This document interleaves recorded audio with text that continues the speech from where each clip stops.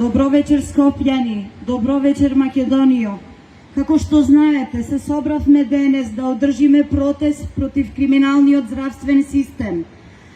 Доставивме јавен повик на социјалните мрежи до сите категории на болни од клиниките за интерна медицина, ортопедија, стоматологија, хематологија, хирушки клиники, лица со посебни потреби. Бидејќи реалната ситуација во Македонија, сите ја знаеме, не е на завидно ниво, секојдневно имаме кукање и молење за лек. Во нашите установи здравствениот систем не функционира на никакво ниво. Здравството се крши, паѓа на стаклени нозе. Нашиот медицински персонал заминува во развиените држави каде што е повеќе ценат и третиран. Поради што тука добива ниски плати, ниски примења, па може би и тоа е причина за да постои мито и корупција во нашата држава.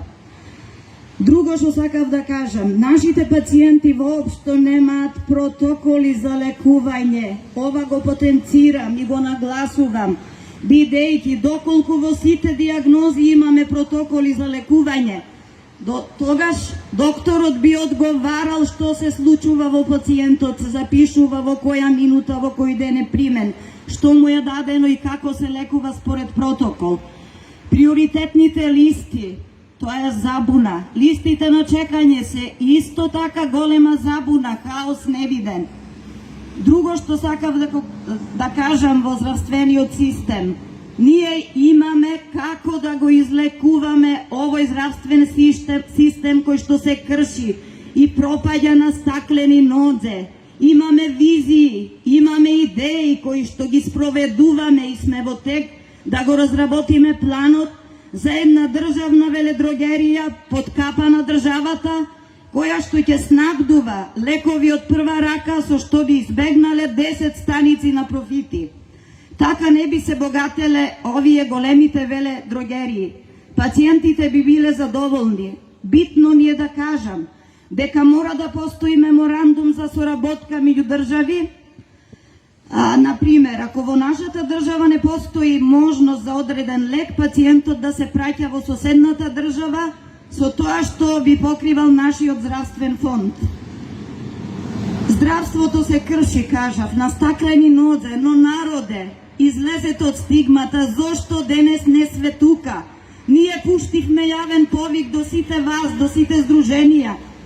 Излеговме точно поради вас од хуманитарни побуди, затоа што и ние сме дел од ова општество и ние молиме за спас и го пуштаме нашиот глас за доброто, за иднината, ама за сите нас.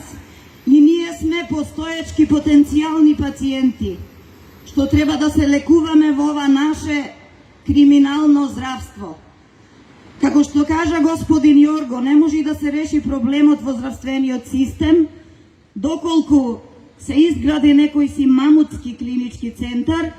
Проблемот се решава со 12 регионални клинички центри во Републиката. За крај, за да ве поздравам и сметам дали ќе може да прочитам дел од мојата поезија, која што се вика Молба за лек. Со ова сакам да му дадам поддршка.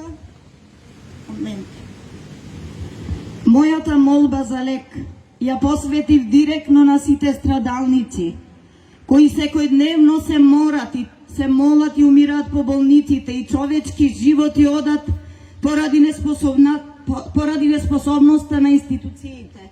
Еден момент само.